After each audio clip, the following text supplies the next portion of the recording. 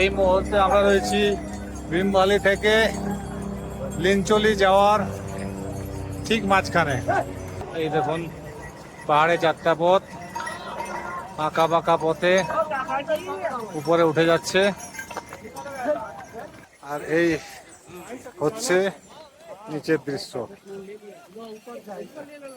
এখানে হালকা ল্যান্ডস্লাইডিং হয়েছে। ভীমবালি থেকে লিঞ্চলির খুব খাড়াই পথ।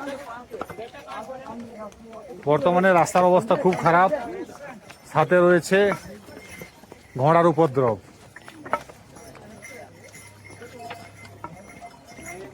সেপ্টেম্বর মাস, বর্ষাকাল, তাই এই সময় ভক্তের সংখ্যা কিছুটা কম, তাও প্রচুর সংখ্যক ভক্তের সমাগম হয়েছে।